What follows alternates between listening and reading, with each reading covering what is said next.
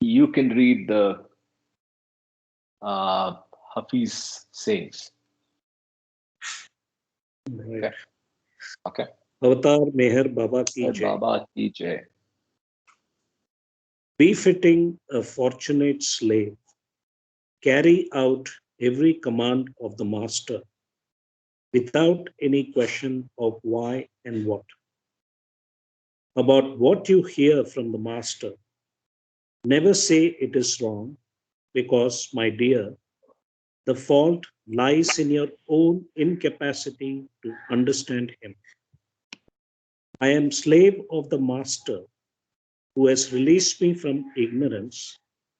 Whatever my master does is of the highest benefit to all concerned. Avatar Meher Baba ki jai. Jai Baba.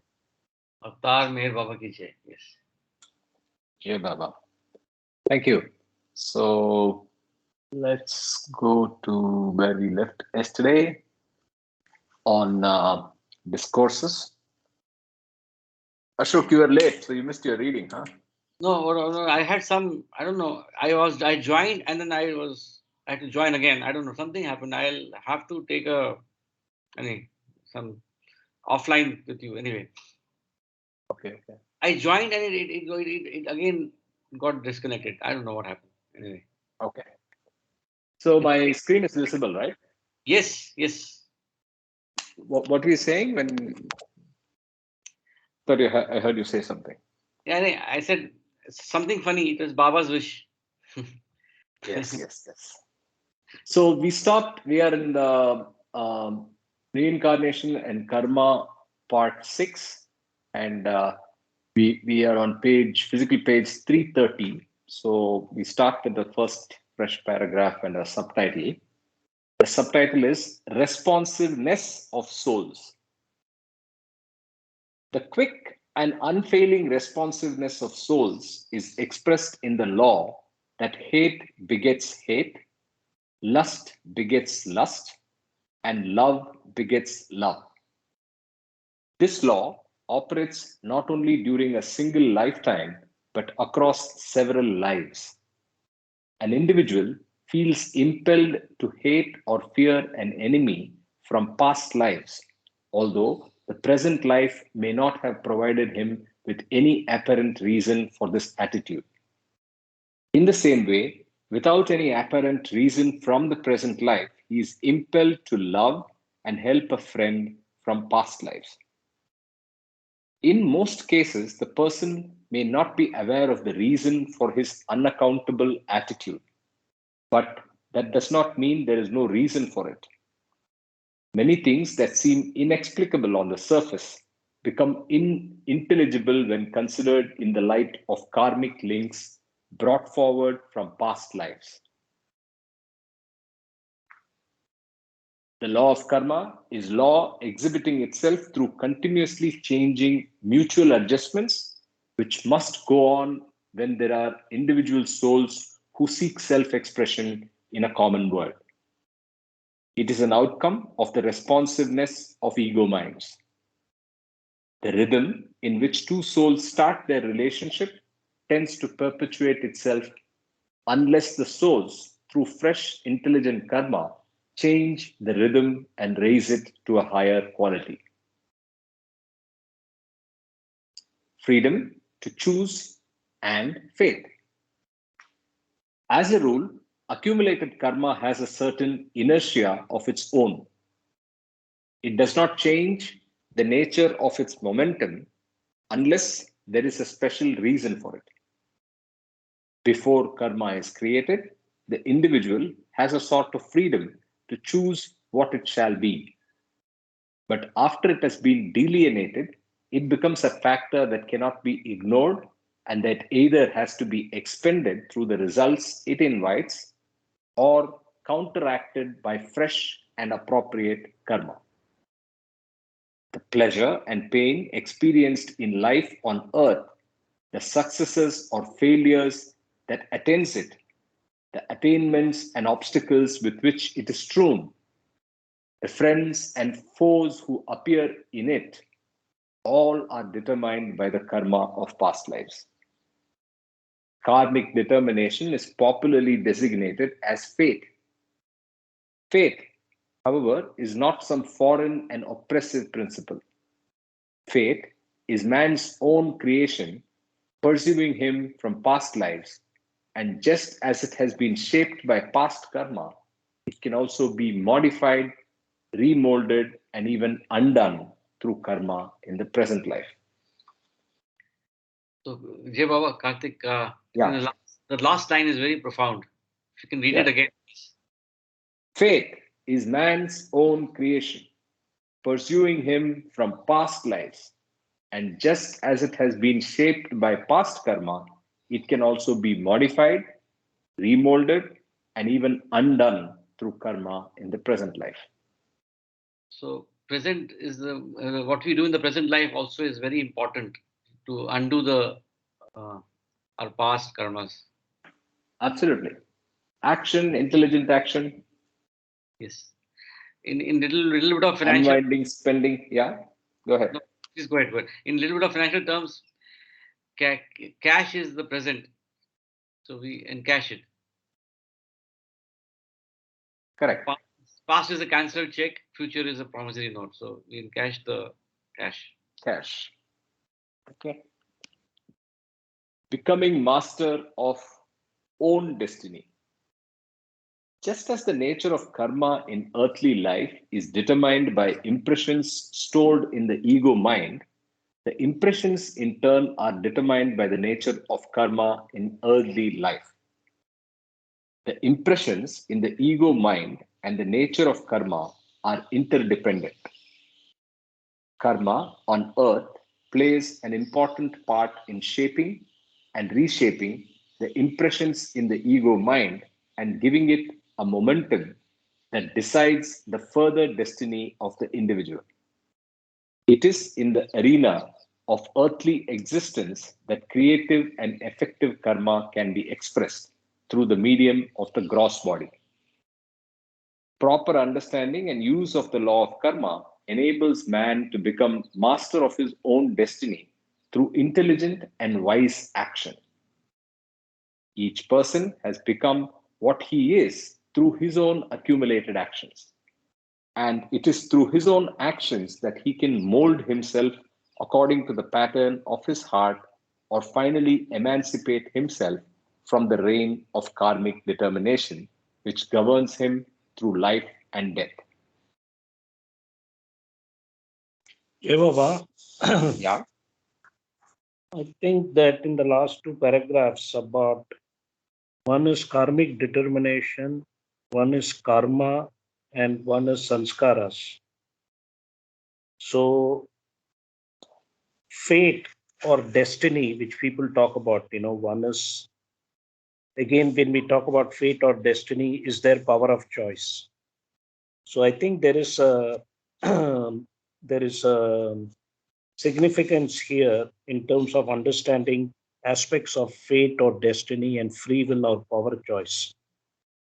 So fate is defined as karmic determination is popularly designated as fate.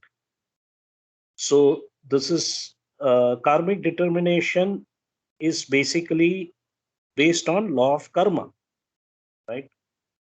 And Correct. what is law of karma is basically accumulated karma as a certain inertia of its own.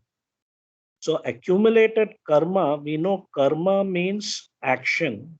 Action is what? Three things: action of thoughts, words, or deeds. And action of thoughts, words, or deeds create gross impressions. Mental impressions, subtle impressions, and gross impressions, which we should call as weak mental impressions, strong subtle impressions, and powerful gross impressions. Then he says proper understanding and use of the law of karma enables man to become master of his own destiny through intelligent and wise action. So here he has given that right knowledge, proper understanding and use of the law of karma implies right knowledge, which is what God Speaks and Discourses is all about. That it's giving us the knowledge how to use intelligent action, which is basically unwinding sanskaras, which is the goal. I mean, which is the actionable goal. Goal is self-realization, but how do you attain self-realization? You have to unwind sanskaras. And to unwind sanskaras, you need to do intelligent and wise action. So this intelligent and wise action can be implied as free will or power of choice. So Correct. I just thought that it kind of gave us this answer about whether free will or power of choice is there, and people keep saying that, oh, it is all Baba's will. So Baba's will is in the big picture in terms of the whim. So we have to be very careful when people speak about free will, and I mean, saying everything is Baba's will. It should be based on context. Jai Baba. Everything is based on context, right? So Yep. just on that topic of semantics between fate, karma, and sanskaras. So is it safe to assume that samskaras are a better term in place of karma, and that's it, nothing more? Or is there a distinction we can make between karma and sanskaras? See, it is like independent variables and dependent variables. Who comes first? Mm-hmm. So the whim comes first, most original whim. So most original whim means the first impression or imprint or sanskara. And to experience that imprint or impression, the consciousness of the soul had to take a form. And that form, when it experiences that impression, creates another sanskara, which is what the karma is all about. So impression leads to karma of action, and then karma of action leads to again another impression, right? Okay, but are you suggesting that so there is a slight distinction in the sense that the first one was a samskara, and Yes. then karma created future samskaras? So But so the idea then the way is you're saying it now, the Hmm. karma is being used as a action, Yes, but action could be thought, word, and deed. yes. Oh, okay, I get it. I get it. I think I agree with you. So it's basically sanskara is the impression to that So MOW. both are interrelated. See, when you're talking about sanskara, we also talk about action. Now the question is, what do you take first? Just like when you talk about knowledge and right action. So I use the word theoretical intellectual knowledge, practical experiential understanding. Okay? Just to kind of classify. So Thomas Edison said 1% inspiration, 99% perspiration. So before you do the perspiration, you get the inspiration to do something. So the only reason to do action is because there is an impression, right? In another logical way, if you look at it. If there is no impression, there is no action. That is what Baba says. Now, for perfect masters and God realized beings, our sanskaras, our prarabdha sanskaras, are ordinary sanskaras which leads to action. Whereas the yoga sanskaras of the God realized beings don't create any impressions, and that is why they are intelligent inaction, basically. I mean, that is the highest form of action is, even though they are apparently doing something because they have a body, technically they are not doing any action. Yeah, it's not to be confused with intelligent inaction. Sorry, not intelligent Yeah, inaction. That is correct. higher than intelligent action is what you call as ASSGRB, actions Yes, springing that's where they are. spontaneously from a God realized. From a God Correct. realized soul. Yeah. Yes. And that is called the divine, it is called the inaction of the God realized beings. God Yes. realized soul. Yeah.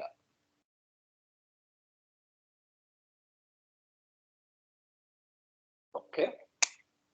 Great. I think that was a big distinction. I've always been thinking it's almost synonymous and it's Baba's term, but I think I totally buy what you're saying.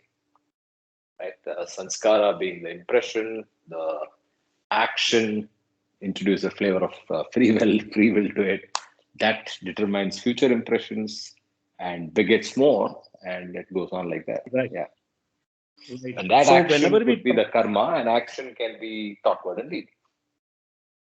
Yes. So whenever we talk about action, there is always samskara behind it. Whenever we talk about right knowledge and whenever we talk about right action, there has to be right knowledge behind it. Correct. Right. So they go hand in hand in a way. Perfect. Theory and practice. Okay, Bob. Perfect. Good. Let's continue. Two kinds of karma. Broadly speaking, karma is of two kinds: that which binds and that which helps towards emancipation and self realization. Good as well as bad karma binds as long as it feeds the ego mind through wrong understanding. But karma becomes a power for emancipation when it springs from right understanding and wears out the ego mind. Right understanding in this respect is best imparted by the perfect masters who know the soul in its true nature and destiny, along with the complications created by karmic laws. True karma begins with distinction between good and bad. The karma that truly counts comes into existence after a person has developed a sense of distinction between good and bad. During the first 7 years of childhood, the impressions that are released for expression are very faint. They also entail a consciousness of the world correspondingly less responsive to the distinctions of the world. Therefore, the actions of children under 7 years do not leave any strong or effective impressions on the ego mind, and they do not play any important part in shaping their future. True and effective karma, which molds the ego mind and its future, begins after the individual develops a sense of responsibility. This sense of responsibility is dependent upon a sense of distinction between good and bad, which usually dawns fully after one has passed the first few years of childhood. I don't remember making that distinction between seven and, in fact, I'm very bad at childhood memory, so that may be me. Maybe others are able to remember something specifically. Yeah, Baba, I Seven don't think most people don't remember childhood memories except few things that make a very powerful impression. And I think it depends on the impression that makes and each person's sanskaras. I know whenever we talk about impression, technically it is about sanskaras, whether the sanskara is weak, strong, or powerful. And the other thing is that true karma begins with distinction between good and bad. So here again is an example of vivek and vairagya, that you need that ability, which means you need right knowledge. How can you get detachment?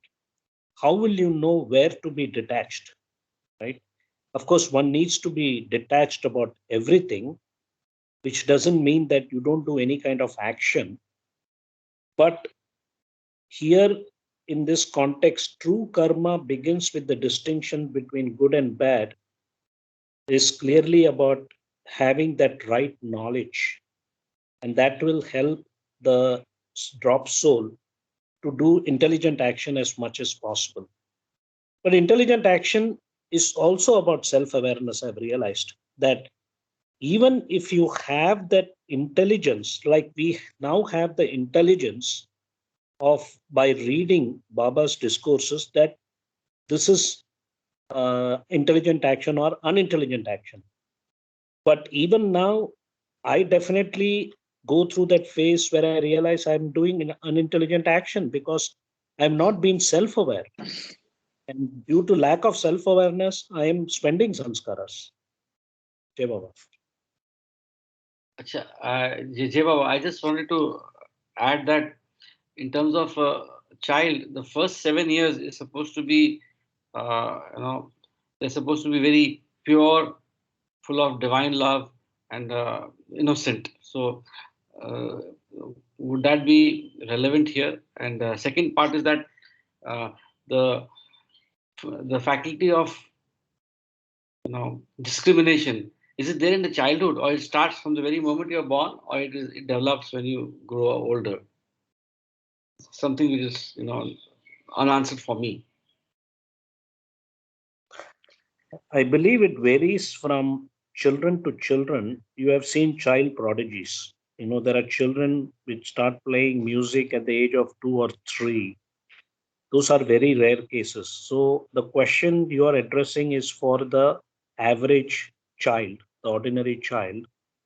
And yes, in general, the first 7 years, the sanskaras are sublimated, probably.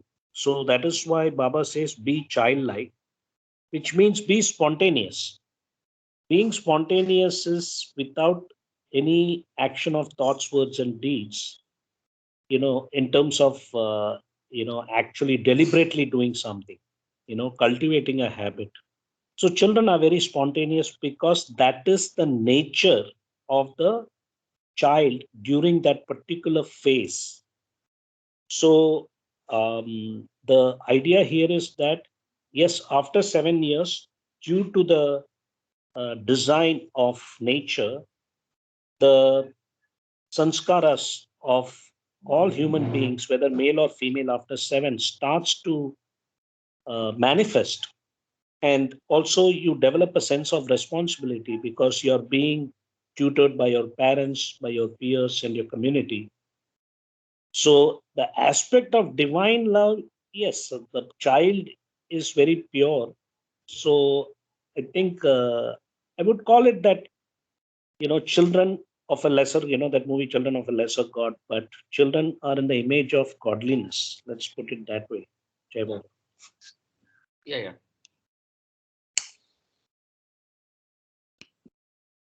Okay. Comparison with law of cause and effect. The law of karma in the world of values can be compared to the law of cause and effect that operates in the physical world.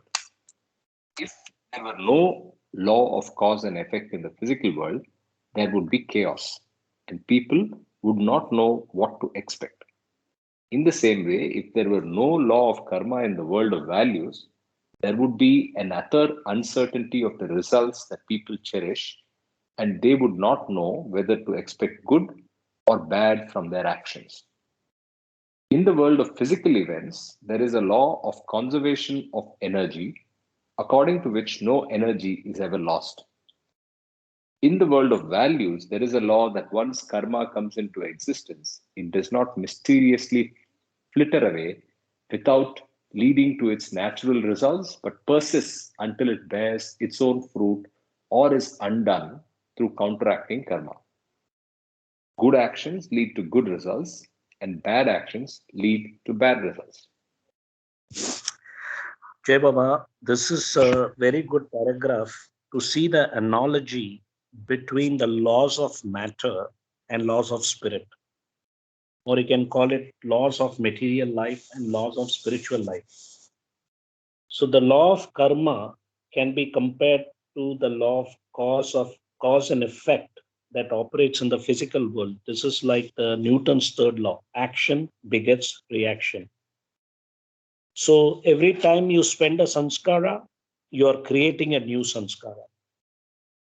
That is a kind of an analogy. And then the same way, if there were no law of karma in the world of values, so world of values is what determines the difference between animals and human beings. So when you're looking at life both from a material point of view and spiritual point of view, then definitely the law of karma in the world of values becomes very significant. What is important and what is not important? What is necessity or need, and what is a want or desire?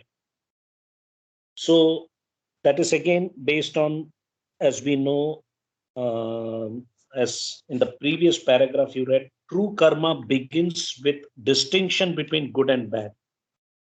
And also here there is mention in the world of physical events, there is a law of conservation of energy, which we know matter and energy remains the same in the universe. In the world of values, there is a law that once karma comes into existence, it does not mysteriously flitter away. So this is again talking about spending sanskaras and unwinding sanskaras, dissolving sanskaras. Yeah, Mama.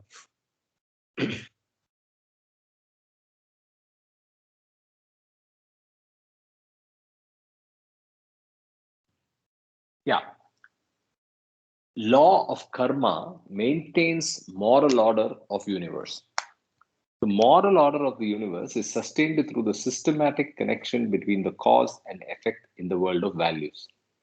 If the law of karma were subject to any relaxation, reversals, or exceptions, and if it were not strictly applicable in the domain of values, there would be no moral order in the universe. Human existence would be precarious from the standpoint of the attainment of values. In a universe without moral order, human endeavor would be perpetually fraught with doubt and uncertainty. There cannot be any serious pursuit of values if there is no assured connection between the means and ends, or if the law of karma can be set aside. The inflexibility of the law of karma is a condition for significant human action, which would be utterly impossible if the law of karma could be safely ignored or flouted. Law of karma, an expression of justice. In its inviolability, the law of karma is like other laws of nature. However, the rigorousness of the operation of karmic laws does not come to the soul as the oppressiveness of some external and blind power, but as something involved in the rationality of the scheme of life. Karmic determination is the condition of true responsibility. It means that an individual will reap as he sows. What a person gathers by way of experience is invariably connected with what he does. If a person has done an evil turn to someone, he must accept the penalty for it and welcome the evil rebounding upon himself. If he has done a good turn to someone, he must also receive the reward for it and enjoy the good rebounding upon himself. What he does for another, he has also done for himself, although it may take time for him to realize that this is exactly so. The law of karma is an expression of justice and a reflection of the unity of life in the world of duality. So, Jai Baba, Karthik, I think there is a mention here of that we have a choice of our action and the karmas we create in our present life. So that's very significant, or let's say very profound, that once your consciousness is developed fully as a human being, you have the ability to choose and prioritize the good, the bad, the ugly. Jai Baba. Correct. Yeah. For the law of karma to take action, so when action is done, there is some time involved, right? The effect to come along. Sometimes it takes lifetime, sometimes it takes immediately, sometimes it takes like 10 or 15 years. I've always wonder, what determines the time of effect in this law of karma, cause and effect?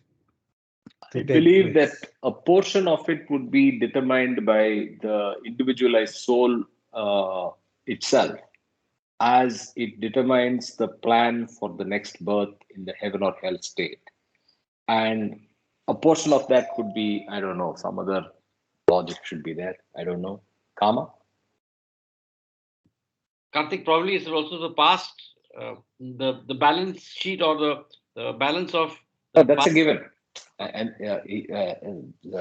Ravi's question is very pointed. He says everything is linked to the past. When I get murdered because I murdered, is the question. Is it in the next birth or is it 100 births from now? How does that get decided? Okay. Is that your question, Ravi? Yeah, exactly. But what I'm thinking is, karma is there, right? All the sanskaras are there. In order to fructify, the conditions have to be congenial for the situation. I think that is the reason. But this I always wonder about this. Yeah, Ravi, I think that is a good point, that the conditions have to be there. As Baba said, it's almost like you are also talking about the most important goal, self-realization or God realization. When will it happen? Suppose we are all following the book to the T and doing everything possible to do intelligent action all the time.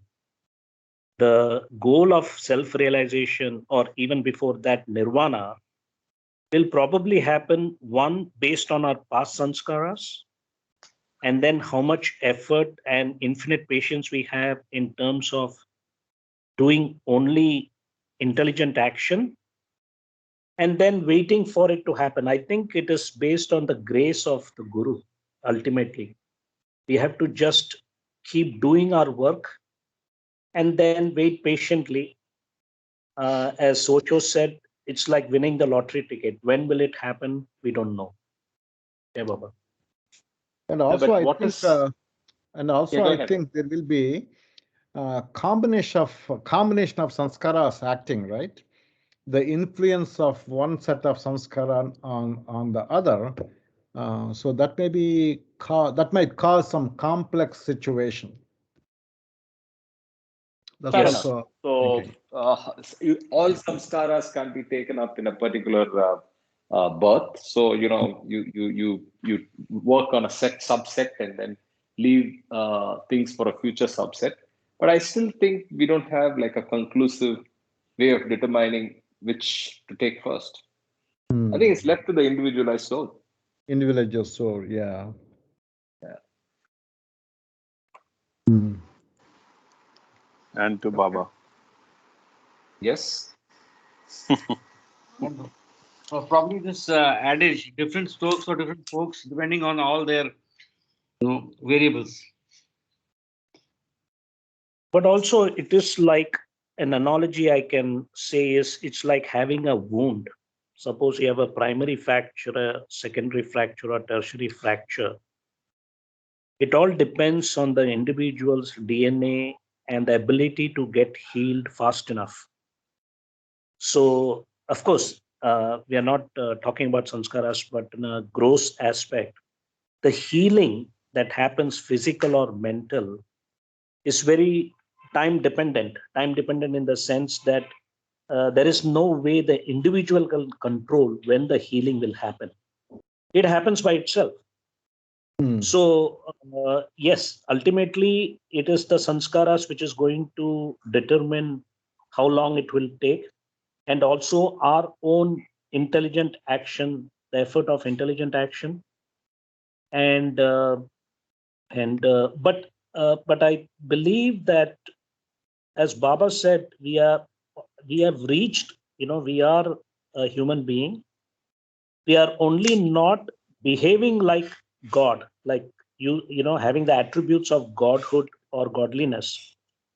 So the interesting insight that came to me a couple of months ago is that only human beings can play this game of duality. And this game of duality, we also know theoretically or intellectually, the only goal, it's like playing soccer or football, the only goal is that God realization, self realization. But on a paradoxical sense, once you have reached the human state, you're already there, but it is like still being in the child stage. You want to do a PhD, but you're still in the high school, kindergarten, or bachelor stage. So that is the whole process that all human beings are going through, that underneath of us, latently, we know that we are all God realized, but the sanskaras are preventing that from reaching that state 24/7. So in one sense, we are all, as per God speaks, in the sound sleep state. We are unconsciously in the nirvana state. But the challenge is only in the waking state. And we all know that there are times when you are in the eternal now. So for me, that itself is a great progress, to be able to be self-aware that, yes, this is happening to me. Jai Baba. Jai Baba. Yeah, I think focusing too much on the result, it's like we are saying what is likely to happen and what is likely to get. It's like, leave the result to him. And I think our job is to focus on what we need to do. I mean, it's just good to know, but I think we shouldn't focus too much on this actually. Jai Baba. But Sanjay, we need to focus on the result also. Whether you take I it, don't whether think you so. own it. Just fall into Baba's message, do what he wants us to say, do, and leave the results to him actually. That's what even he said when he was Krishna. Yeah, understand that, but I'm not talking about leaving the result. I'm talking about making note of the result is very important. Let me tell you an example, okay? I'll take the example of I want to get a grade, 100% marks in a math exam. And I prepared and I performed in the exam and I got only 50%. So do I give the result and keep quiet, or do I observe the result and try to improve to get perfect? So I have to observe the result, give the result, accept the situation. I would not say don't ignore the result. Observe the result. Okay, so far whatever I performed, I'm only good up to 50%. I need to improve on that, and then keep improving. Next time I got 60%. Thank you, Baba. Give the result to Baba. Don't own the result. Keep on trying until you get the 100%. With that respect, nothing, he didn't say don't observe the result. He said give the result to me. You don't own the result. Yeah. That's what he meant by. Yeah. Jai Baba, both are equally, I think both Sanjay and Ravi, I think in a very contextual point of view, you are both equally correct. But if you read the chapter Deeper Aspects of Sadhana, there is one clear distinction that has been given about the spiritual realm and the material realm. It says that one is the sadhana that is useful for a particular aspirant is bound to be related to his sanskaras and temperament. And so, although the spiritual goal for all is the same, the sadhana of a given aspirant may be peculiar to himself. Sadhana in the spiritual realm is bound to be essentially different from sadhana in the material field because the end is intrinsically different. The end sought in the material field is a product that has its beginning and end in time. The end sought in the spiritual realm is a completeness that transcends the limitations of time. Therefore, in the material field, sadhana is directed toward the achievement of something that is yet to be. But in spiritual life, it is directed toward the realization of that which always has been, will ever be, and now is. So And goal of spiritual sadhana, the spiritual goal of life is to be sought in life itself and not outside life, which is what implies about being a householder. You don't have to run away. The sadhana in the spiritual realm has to be such that it brings one's life closer to the spiritual ideal. Now, another part in 260, it says, in the spiritual realm, it is not possible to maintain an unbridgeable gulf between sadhana and the end sought through it. This gives rise to the fundamental paradox that in spiritual life, the practicing of a sadhana in itself, uh, sorry, let me read it. This gives rise to the fundamental paradox that in spiritual life, the practicing of a sadhana in itself amounts to a partial participation in the goal.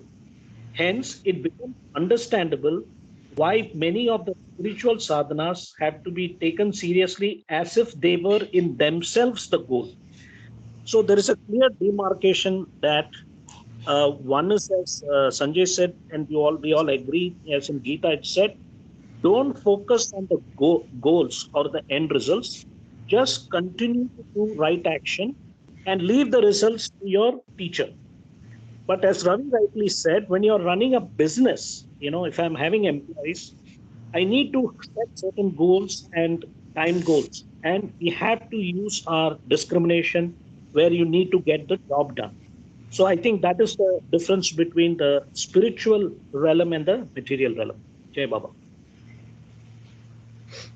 Yeah, So I understand, think Rama.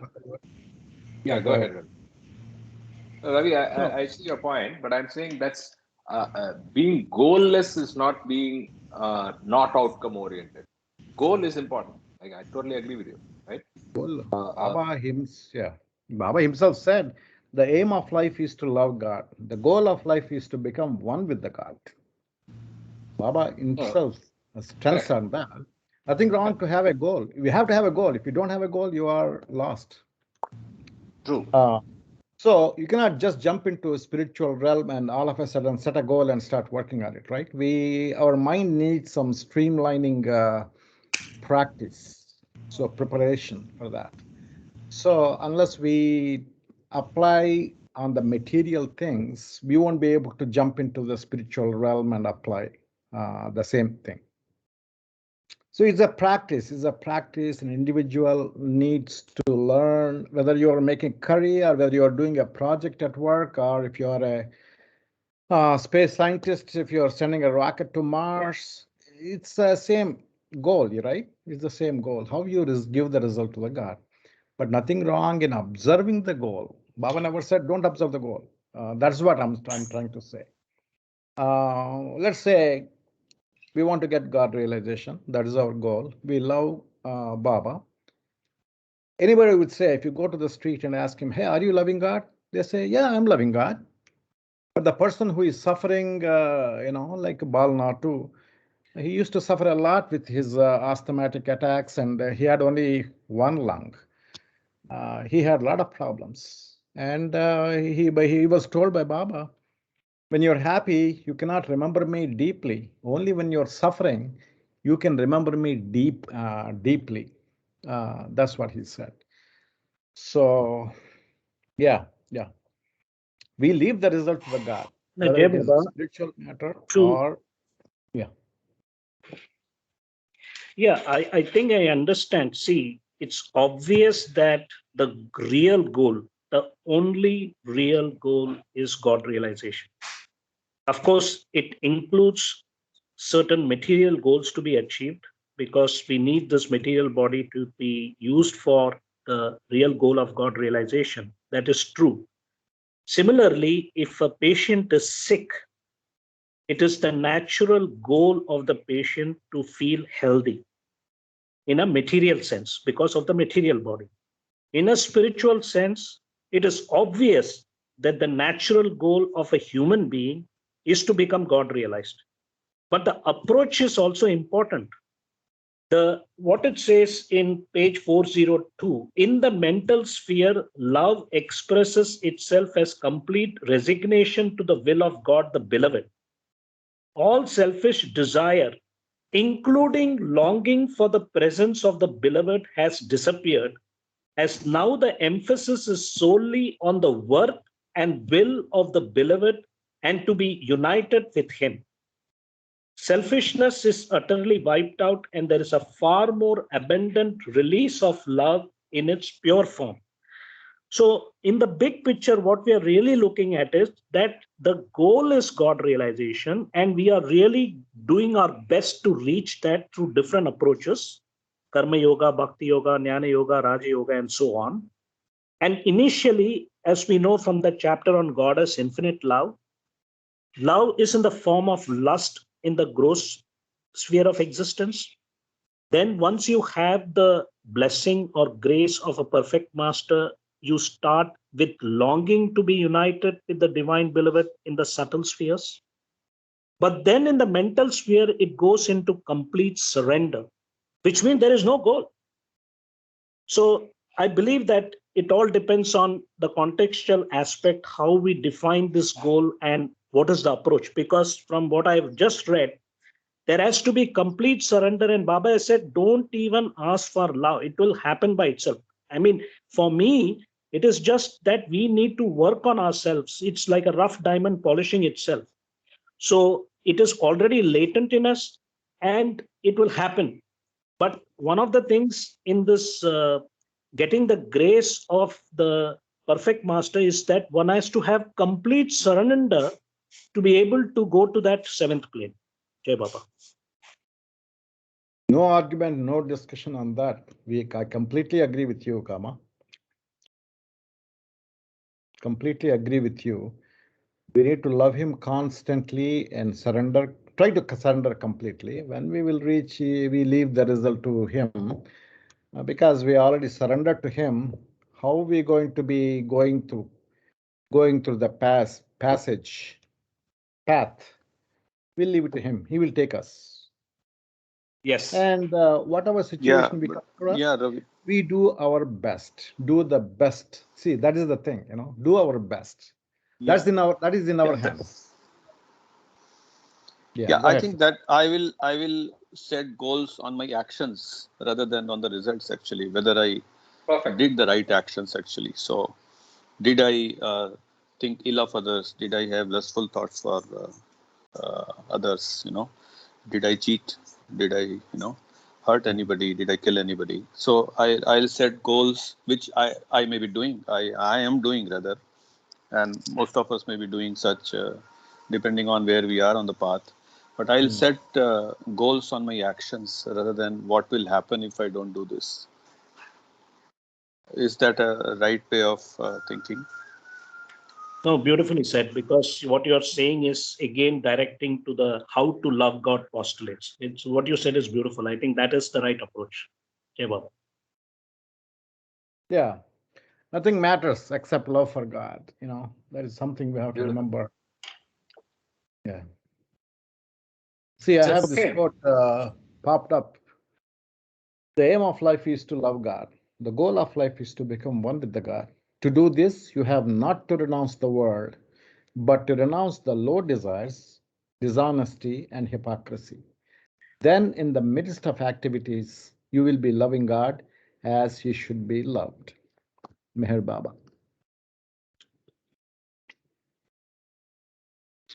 I was listening to Listen Humanity yesterday, audiobooks, and there were three things that were mentioned, just since it's in context of the discussion we had earlier: love, obedience, and surrender. Mm-hmm. So the progression is in that order. Obedience seems to be higher than love, and surrender is the highest level of whatever action you call it or whatever. So the highest importance is to surrender everything to God. Maybe it is a gift to the God. Yeah. Human gift to the God. Gift from the God, whichever way. Yeah. Yeah, Baba. No, gift from the love is a gift from God to God is a gift from the God. Obedience is a gift from the master. Surrender is a gift from the slave to the master. To the God. Something like that. Yeah, I can't remember exactly, but yeah, there were this kind of explanation there. Jai Baba. By the way, Sunil, I observed a part of your presentation. I could not continue due to other. I got disturbed, but very well done. I was, the discussion went on very well, very beautifully presented. Thank Yeah, you. I'm going to continue that Presentation. slowly. I want to do it very slowly so that I read it again, all the slides, and it's very well done. Thank you. I don't want to take any credit for the presentation because I copy pasted Baba's words only. So there's Oh, you really? You read that? I thought you wrote everything. No, it's Baba. And there are pages over there. Only the boxes below. The bottom lines. Yeah. Certain pages, I put my understanding, or I wanted to add to the presentation whenever I have time or whenever Baba pushes me to, explanations or discussions that we did during that particular session, because some of Kama's explanations were very, very beautiful. So if I get time, I'll amend that presentation to include. Kamaji was correcting you too sometimes. We were discussing, because all I presented, and this is my fear always when somebody asks me to do presentation. We are ourselves struggling to understand. Every time we read discourses, God speaks, we get new revelations. How can we explain these contents by our own presentation correctly? We may have missed out something, we may have not understood something correctly. So I always fear very much writing my own words. And I'm not very good at it either. So I copy paste Baba's work usually on presentations. This is just my hesitation or fear or whatever. I don't want to be broadcast. Take me as your brother. May I suggest something? Sure, please. Yeah. Please do not fear. Please do not hesitate. Come out. Even if you are wrong, that's okay. Your intention is to bring out Baba's knowledge, right? Right. He will help you to correct. I don't hesitate. I do mistakes. My fear is that if presentations nowadays, it goes out to everybody. I post it and 10 people read it, and I have not understood correctly. I'm trying to interpret something, and then it gets understood incorrectly or inaccurately or incompletely, whichever way. That's my fear. I think that's a good point. Put a disclaimer. Both of you are, both are exactly what I was saying. Yeah. I mean, I did a lot of presentations before, and after a while, I realized, oh, that was very immature to do that way. But that's okay, right? That's okay. Maybe that's okay. Yeah. It's just okay. very Nothing personal. wrong. But whereas if you have hesitation and fear, you are obstructing yourself to proceed further. It's not my hesitation towards myself. I already have a way to understand. I have a particular understanding, but I'm not sure that it's complete. I'm not sure that it's correct, because every time I read discourses, I get new thoughts, new revelations. Yeah. If it was complete, then can I? Yeah. Sunil, go ahead. You made us all intuitive and led us to intuition. I would say we should proceed with the destiny of the reincarnation. Baba made you intuitive, Ashokji, not me. Nothing from me on that presentation. Baba is directing me to tell all of us that let's go to the destiny of the reincarnating individual. Sure, please, let's go there. Yes. Okay, Baba. Let's do that. Part 7. Page number is 334. Reincarnation and Karma, Part 7. The destiny of the reincarnating individual. Karmic debts and dues. The series of incarnations which the soul is impelled to take through karmic determination has a tendency to become endless. Through innumerable lives, an individual has come into contact with countless persons, and he has had all kinds of dealings of give and take with them. He is entangled in a web consisting of all sorts of debts to pay and dues to recover. According to karmic law, he can avoid neither the debts nor the dues, since both are the outcome of karma inspired by desire. He keeps incarnating in order to pay off his debts and to recover his dues. But even when he means to clear up the account, he is often unable to do so. Difficulty of clearing up debts and dues. All persons with whom an individual has karmic links of debts or dues may not be incarnate when he has taken a body, or owing to the limitations imposed by his own capacities and circumstances, he may be unable to meet all the complex requirements of a situation. While he is trying to clear up accounts with those whom he has past links, in this very attempt, he cannot help creating fresh claims and counterclaims concerning them. Even with new persons, he cannot help but create debts and dues of diverse kinds and magnitudes and get involved with them. An individual thus goes on adding to his debts and dues, with the result that there is no getting out of his endlessly increasing and complex karmic entanglements. Master can clear debts and dues. The spinning of the yarn of karmic debts and dues would be endless if there were no provision for getting out of the karmic entanglements through the help of a perfect master. He can not only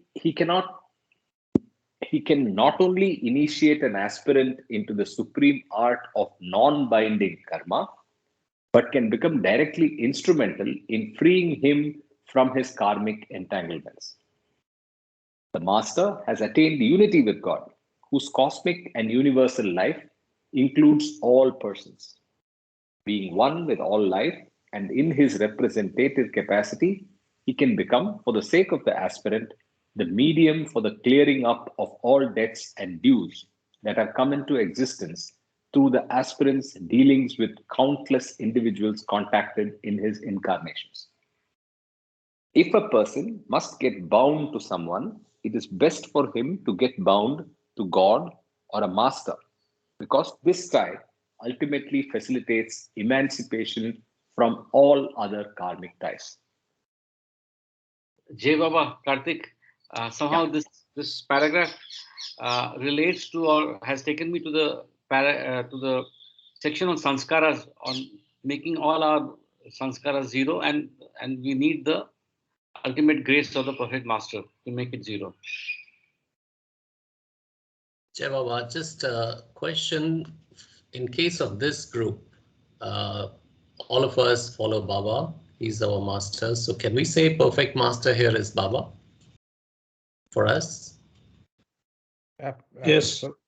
Undoubtedly. The supreme, debts and dues. supreme Sadguru. So see, perfect master is Sadguru or man God, according to the semantic definition. God man, as we know, excuse me, is the avatar, but is also defined as supreme Sadguru. So you can look at it as definitely the perfect master. Yes, correct. We don't follow any other perfect master. We only follow Baba. So Baba can clear debts and dues is what I'm reading here. Yes, but there is also one difference. Sorry, one difference is, of course, we know that the perfect master is only useful when he is in human form for spiritual reasons. For material reasons, yes, like what is happening with Shirdi Sai Baba, everybody is going to their samadhi and getting lots of material benefits. So there is a clear distinction between the function of a supreme Sadguru and a Sadguru, is that the supreme Sadguru's grace is eternally available. And the examples are all the, Jnaneshwar and Tukaram and all that, and Mirabai, who focused on Krishna. They didn't have Meher Baba that time. So, yes, for us, Baba is not only is the avatar and supreme perfect master who is eternally available to shower his blessings and grace, not only in this life, or hopefully next lives if we don't attain Nirvana. Jai Baba. Jai Baba. I had another thought or a question. Of course, they get resolved the moment you think of Baba, but still a question remains for other people. Karthik, can you scroll up to the top of the para, the spinning of yarn? Yeah, the spinning of yarn of karmic debt and dues would be endless if there were no provisions for getting out of the karmic entanglements through the help of a perfect master. I thought involution path itself is a way to reduce the karmic debt. but the way it's explained this para and before that, you keep building more and more debt while you're clearing the old debt. So it seems like endless loop, but then perfect master comes to your rescue. So in the path of involution, apparently there's a place for perfect master to lift the lower ones forward. I don't know if that explanation is correct. Otherwise you stay stuck, because this seems to be, from this explanation, it seems to be the only way to reduce your dues or come out of the entanglements. Did I get it right? The assumption you're making is when you're on involution, there's no perfect master. The master may already be there. So yeah, that's what I'm saying. So there is, so obviously in involution, it seems for every soul there must be a perfect master assigned to them to progress in some way.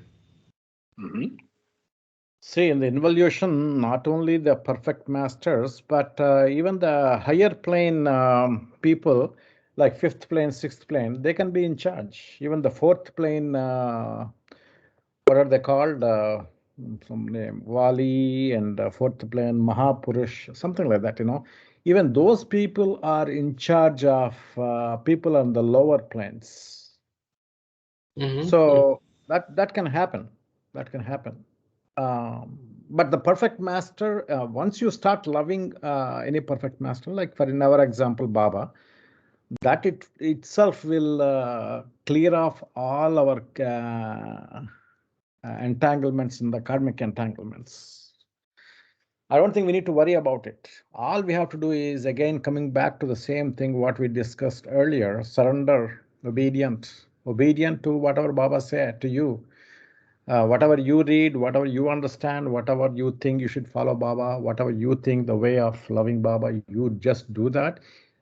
All these sanskaras and all for our intellectual exercise, we don't care about all of them. He will, that's his worry, his problem. He will take care of them. But our job is only to love him, surrender to him, and being obedient to him. Because sometimes when we are loving, when we are trying to be loving, sometimes our own mind can act, right? That is when we have to be obedient. True. Yeah, I kind of almost completely agree with you. My only worry is what is explained on top. While you're trying to do many good things in your life, good as in love, obedience, surrender, but you can't be perfect. You're still creating karmic debt all around you by doing certain things. So we leave it to Baba and move on and don't get into intellectual debates. Recently, I think the problem still you're having is in your mind everything is binary. Yes. Which is unfortunately the struggle of duality, right? Just this morning I was listening to a Baba message, and that it said there is nothing which is binary, right? Everything is only a gradation. So what determines which side it falls is the magnitude, and you just have to take it with that context and that magnitude and move on. But then we are students and sons of science, and we have material science and lived a material life all our life. So I hear you loud and clear, right? So every time there is a subtle difference in the in something that has been said earlier, you tend to think, oh my God, what is this now, right? But then I think it is, it's in our broad-mindedness to say, okay, that's also there, that's fine, let's take it and leave it to Baba and move on. Right. My release is always leave it to Baba and move on, because I don't know why Baba made me read these books. I was not meant to. I was just, but must be a reason. So I'm one more thing. No, one more thing. You were meant to. Yeah, I was perhaps meant to. Yeah. You didn't know it. You were meant to read. See, one more thing is, if you have any worry or if you have any doubts like this, that means, don't take me wrong, you're not trusting Baba that much. So, and I worry too. These look the experience or the path looks different from the path I had taken. One is just forget the book, do what is right, love, obedience, and surrender to the best of your ability, and he takes care of the rest. This is one. Exactly. Just right? do. That's only Sunil's way. That's it. Right. Don't when you read compare yours. all this in the web of karma, and you do, and more comes, and this and that, then you start wondering. Yeah, the mind, mind takes you. This mind is very, very cunning thing. It takes you all the off roads, but you have to bring it back, and you are not the mind. Remember that. You are Baba. You are Baba himself. And Yes. you have to be steadfast. You have to stand, and I'm going to, you're going to steer the mind. Don't let the mind steer you. Don't get influenced with that. It always will steer you. Understand. But don't let it steer you. Yes. Be strong, be stand, be sthita prajna, and then you can, yeah. Maybe this is my Boys. test of faith. Jai Baba. Amen, Baba. Sunil, a couple of points, if I may. So one is that the real surrender, which we read in the 7 realities. And coming back to your first question, so I have a question now to the audience on page 278 of God Speaks, the chart on the gnosis of I am God.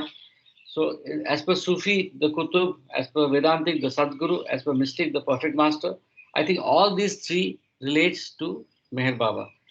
So if that is the correct understanding, well and good. If there is some differentiation, I would request a clarification. Jai Baba. Jai Baba. Hey, Baba. To answer Sunil's question, my understanding is that your question is very relevant, especially for the general population. We people are very lucky and fortunate with Baba's grace because he's the avatar, the Supreme Sadguru, who is eternally available. The question here is that when you are on the spiritual path, you are either have a guide, a perfect master to guide you, or you don't have a perfect master. Like you do spiritual shopping, which is what happened to me. I was shopping around with Ramakrishna Paramahamsa, Ramana Maharshi, and so on. But the heart-to-heart connection didn't happen, which is the grace of a perfect master has to happen. The teacher comes when the student is ready. Now, the question is, if the aspirant is sincere and he is following to the T, the how to love God postulates, the 10 commandments, the Buddha's Eightfold Path, or even Patanjali's sutras. Now, he doesn't have a perfect master or guide, but he's following these postulates. And if he's sincerely doing it, we can take an example like Aurobindo. Now, Baba clearly said that he had reached the 6th plane, but Baba gave him God realization when he dropped his body. That is a very, very rare example. The other aspect is that Baba has said we either go veiled or unveiled. So the choice remains up to us. And he has said going veiled is better. You don't have to go through these planes of involution and experience. It is getting down at each station like a Rajdhani. Be like a Duranto, like a Concorde. You go from one point to the other with the grace of a perfect master through complete surrender. That is one aspect, which again needs the grace, because the mind is always wanting to experience these and so on and so forth. So there are 2 aspects. One is being veiled and being unveiled. So we have the experience of mass. Why did Baba travel in the Blue Bus tour during World War II and then even during the New Life and all that? There was a lot of meeting with sadhus and mass, and he was basically helping them to be pushed to the next level, especially with mass, apart from using them for his inner work. So yes, that till the 6th plane, it is technically possible to reach the 6th plane without the guidance of a guru, but it is impossible to go to the 7th plane without the grace of a perfect master. That is how the divine team is. Now, coming back to being blessed by, the 5th plane Wali or the 6th plane Peer, I think on page number 329, yesterday we read the karma of interference. If a person pays respect to a saint on the higher planes of consciousness, he creates a claim against him. The saint, who is still crossing the inner planes and treading the spiritual path, must then tarry and give such help as will bring the person paying respect to that point on the path which he himself has reached. Paying respect to an advanced soul thus amounts to a karma of interference. Though respect as such is a good thing to receive, in receiving it, the advanced soul may have to halt on the spiritual path until he has helped the person who came to him and paid respect. So what is implied from this paragraph is, and as Baba has said, that only the fifth and sixth plane saints can guide people in their spiritual journey, but they only can take them up to that level. Now, suppose hypothetically you and I are in the fifth and sixth plane and we start guiding people, then you're stopping yourself from actually the real goal of God realization. So I think this paragraph is very interesting, where unless you reach the seventh plane, don't get entangled in the planes.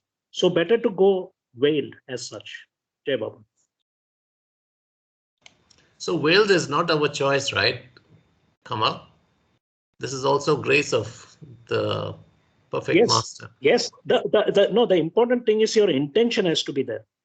Okay. If the intention is that I need to experience the power in the fourth plane, of course it will happen if you do it the right way. I mean, you will experience that. But if the intention is I'm surrendering to Baba, I don't want any siddhis, I don't want to go through these planes of involution.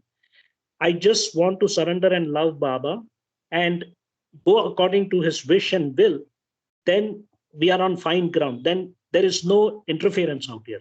There's possibility for grace. Jai Baba. Yes, the possibility. See, we don't know who is going to go veiled and who is going to go unveiled. True. That is not in our hands.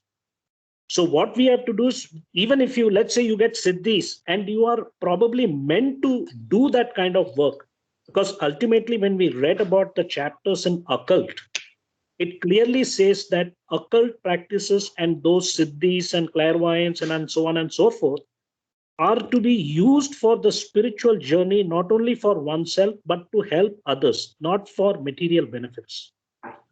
Jai Baba. Okay, all relevant discussion, but let's continue. Relationship with Master carried on through lifetimes. When the good karma of past lives has secured for the aspirant the benefit of having a Master, the best thing that he can do is to surrender himself to the Master and to serve him. Through surrenderance, the aspirant throws the burden of his karma on the Master, who has to find ways and means of freeing him from it. Through serving the Master, he wins an opportunity to get clear of his karmic entanglements. The relationship between the Master and the disciple is often carried on from one life to another for several incarnations, several reincarnations. Those who have been connected with the Master in past lives are drawn to him by an unconscious magnetism, not knowing why they are thus drawn. There is usually a long history to the apparently unaccountable devotion that the disciple feels for his Master. The disciple is often beginning where he had left off in the last incarnation.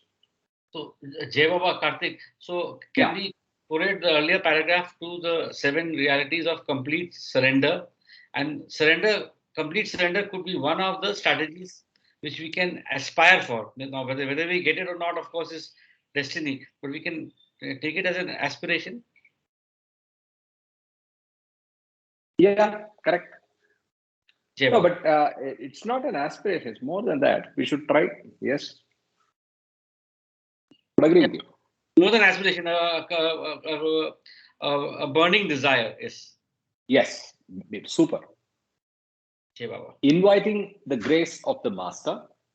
When the disciple invites the attention and the grace of a Master, it is not without reason. Sometimes the master seems to impart spirituality to a disciple without there being an apparent effort or sacrifice on the part of the disciple. But these are always cases in which the disciple has earned the right to this favor by his associations and endeavors in past lives.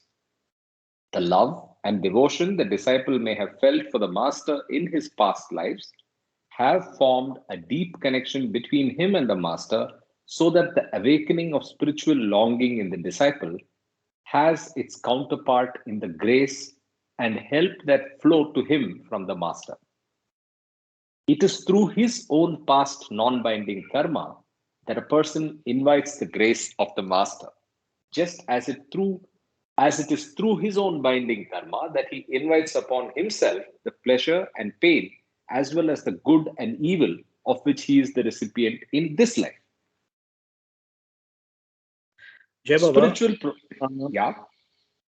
there is one line out here. The love and devotion the disciple may have felt for the master in his past lives have formed a deep connection between him and the master, so that the awakening of spiritual longing in the disciple has its counterpart in the grace and help that flow to him from the master. So this is going back to the chapter on avatar and the circle. So we know the difference between the circle of the avatar and the circle of the Sadguru.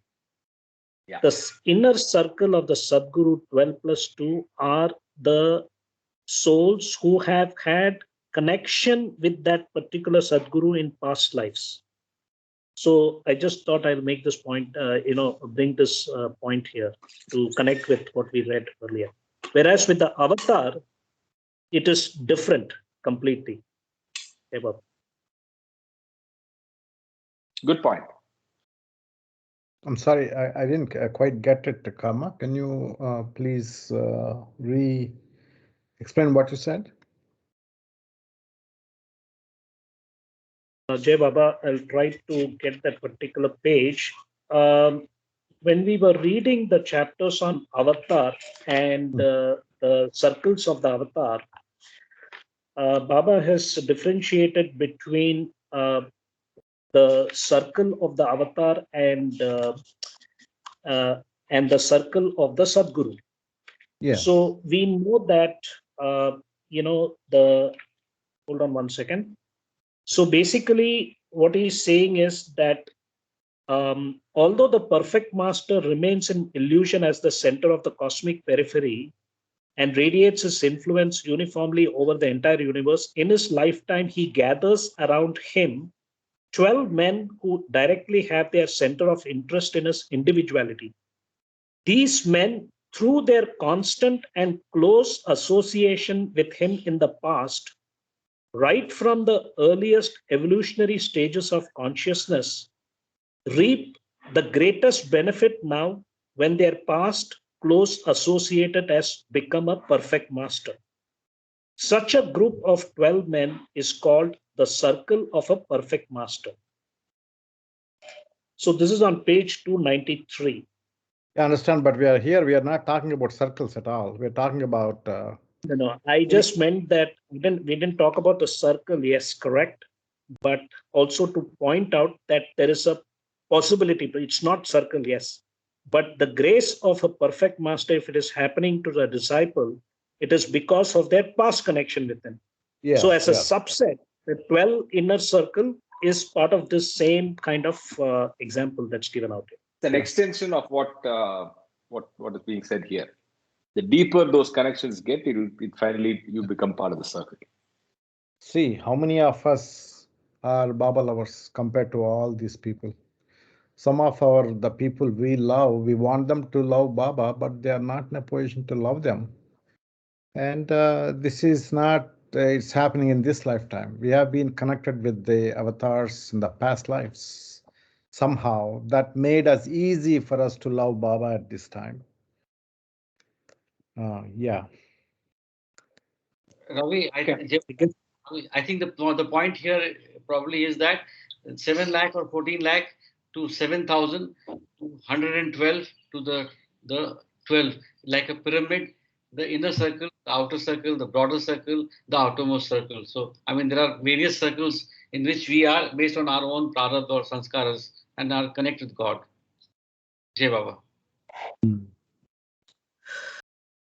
In my own example of wanting my relatives and friends to be Baba lovers, or at least to know about Baba, it was a very frustrating exercise. Then I later realized that the quote, mind your own business, mind my own business of sanskaras, has now led me to just focus on myself and let Baba do his work. You know, take his name to the ear, and he will take them from the ear to the heart. So why even worry? Like, I'm working on myself. I don't know myself. Why even bother? Jai Baba. Yeah. Baba wanted us to put his name to as many people as possible. That's what I try to do. Just give the name. If there is a connection, they will come. When the time is right, then they will come. Jai Baba. Exactly. Yeah.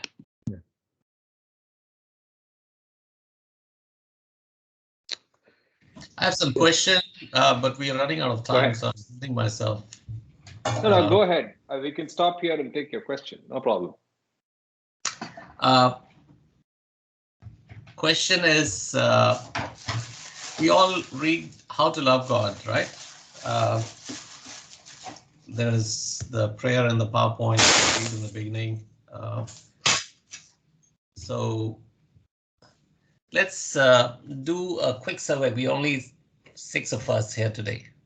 On a scale of 100, how much do we think we are loving God through those actions that are defined in the How to Love God PPT? 50%, 70%, 100%. Nobody must be 100, otherwise we would be somewhere else. So yeah, absolutely. But then I'll tell you honestly.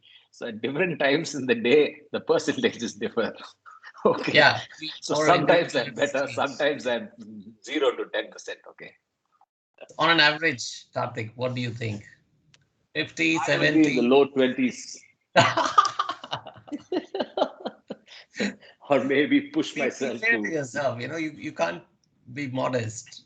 Just be fair. No, it's not fair. I'm just being fair because I think it goes according to the, Karthik, I would say, humorous note, it goes according to the menstrual cycle. See, there is one line that you read, page 335. If a person must get bound to someone, it is best for him or her to get bound to God or a master, because this tie ultimately facilitates emancipation from all other karmic ties. Yeah. Now, we all know that we love our family, we love our spouses, partners, friends, and so on. I mean, I had this thing about having a soulmate. Okay. I said, like, wow, like that'll be great. But you know what? Now I realize that Baba is the soulmate. And funnily speaking, he's our oils, our innermost loving self. To reach this state, we had to go through this process of falling in love and getting hurt and trying to find the right partner. And then suddenly Baba comes into our life. And there you are, Jai Baba.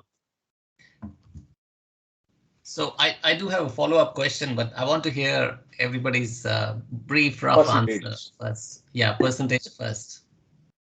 Karthik, can we have the presentation, if you don't mind? Do we have time? I don't know. But which presentation? The How to Love God. Okay. Yes. Ashokji wants to count points. I have no way of. This is the one, right? Okay. Still happiness lies in making others happy. Sunil, frankly, when Kamaji started talking, I thought the question will just die down. Discussion will go somewhere else and we don't have to answer. Yeah, this is how much are we loving Baba? Looking at these 7 points. I mean, in that, this thing, there is one line, if we must live for God and die for God. I think we are nowhere there. Question 0 for number. We are living for, at least I am living for myself. Maybe Karthik is right now, looking at it. 20%? Yeah. Very, very poor score. No, not even passing marks, Not even passing marks. So No, maybe I Sunil. just, without No, getting every time I read this, I think of this, by the way.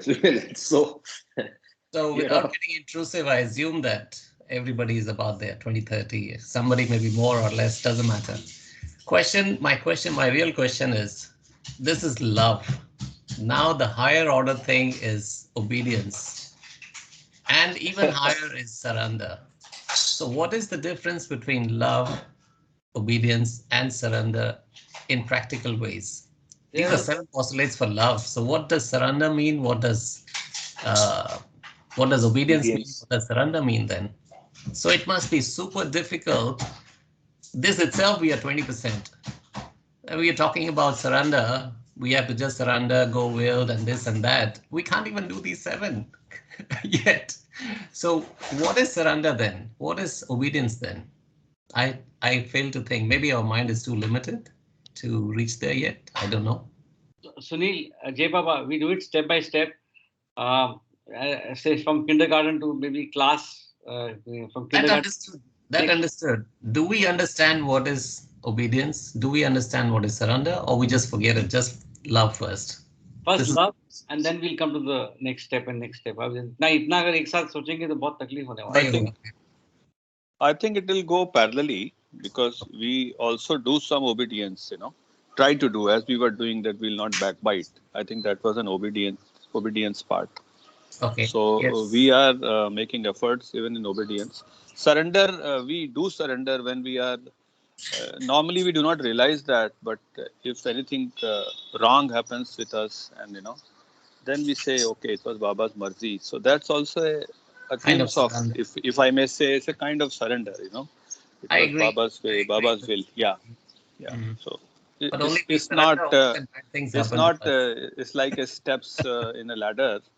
I think everything goes together. Yeah. Together, yeah. And Yep. love makes us I- become obedient. Love makes us surrender. So it's all. So love is the key from where the obedience and the surrender comes. Will follow. Good answer, Yeah. Sanjay. I like that. Anybody else, please feel free. I'll just mute myself. Yeah. Love, I think my love, I'll do how I love. First of all, I don't rate myself whether I'm 20% or 50% because one thing I'll say, I try to focus on loving Baba. I put effort, special effort. Am I loving Baba or not? Every day I do so many things by chanting Baba's name. I try to help people seeing Baba in them wherever I can. And something like that, I love people. That is love. Obedience is something to do what Baba says I try to do, I fail, but I satisfy myself. Oh, I'm preparing for to be a better obedient person. Whatever Baba says, I don't know. I can't think of any examples. I just try to do that. Don't backbite. I try not to backbite. I fail. I think about Baba. Baba, I'm sorry. I did backbite today. Something like that. Okay. Now, surrender is I don't like to own anything, the money, the properties I have. I don't like to feel I gained all these properties because I'm only doing my job. The salary I get is being provided by Baba. I studied, and if I say I studied and I got this PhD or the boards I passed and I attended all these conferences, blah, blah, blah, blah. That is absolutely foolishness because I cannot just do it by myself 100%, right? A lot of things have to help me. For example, if I am educated, my parents have to help me. My teachers have to help me. The conditions have to be congenial for me. The books provided, I was provided, and my mom cooked. She provided. A lot of my neighbors, my friends helped me. Like this, a lot of people helped me at various stages finally I went to the stage and took the degree. That is not just me, but the mind says, hey, you are the one who did it, but that's not me. Or if I boil down to one person, it is the God that helped me to get that, because it is the Baba who, through parents, through friends, through the teachers, everybody helped me to get that. So I have to be obedient to all these people, and I'm talking about surrender, right? So if I look at, I have my degrees and boards and everything hanging up in my office. If I look at them, I realized it is time for me to quit feeling I attained all these degrees. That is absolutely full. It is the Baba who helped me to attain all these degrees. The money, all these things I have, tomorrow when I'm dead, what I'm going to do with all that money? Everything I'm going to leave. Not a single cent or shirt or any shoe I'm going to take it with me. Nothing, right? So I stopped feeling owning any of these things. Even the knowledge, when I read anything, I offer it to Baba. If I get any thoughts, I talk in these meetings and all, but I don't like to feel, oh, acquired the, because that can build up our ego, right? I offer everything to Baba. So that is, in my opinion, is the surrender. I'm not good at it. I keep trying. I focus. That is my opinion, Sunil. Jai Baba.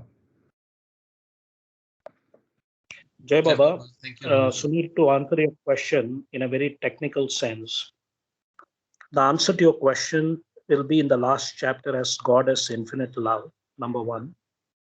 Number two is definitely the PowerPoint that we put with the 7 awakenings, my wish, my will. So it is a kind of a checklist for us daily if we look at it and see where we followed those postulates and where we didn't. The third aspect is that all of us are changing every day. It's a permutation combination of lust, obedience, surrender, and being on a daily basis. So when you look at it from a technical point of view, in the chapter God as infinite love, the subtitles are Essence of God is love, Phases of manifest love, Love as lust, Love in gross sphere. In lust, infinity asserts itself indirectly. Stages of love, Love in subtle sphere, Love as longing, Love in mental sphere, Love as resignation, and divine love is infinite with divine romance. So what we are trying to look at here is that love has different aspects to it. When you are in the gross sphere, love is in the form of lust. When you are in the subtle sphere, love is in the form of longing. And when you are in the mental sphere, which is the fifth and sixth plane, love is in the form of surrender or resignation. And then with the grace of Baba in the sixth plane or the perfect master, love becomes consciously infinite and you transcend to the seventh plane where it is divine love. So in a very practical sense, love is all about the kind of relationships we have with both animate and inanimate matter in our daily life. How we deal with people during the waking state. For the sleep state, you don't have to worry.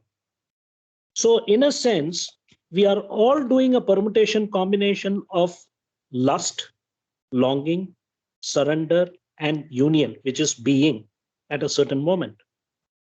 So unless we get the gift of pure love, we are not going to transcend from the gross sphere of existence to the subtle sphere of existence, which is where the longing for the divine beloved comes. What Baba says is the possessive, the possessive longing to be united with the beloved. Now, even that has to be transcended because there is a form of ego here. I want to, do this. But then you have to go to the mental sphere and surrender. So all of these things we do consciously or unconsciously in our daily life. That's my point. Jai Baba. Jai Baba, thank you. Thanks for making clear the differences. Yeah, everybody, Raviji, Kama, Sanjay ji.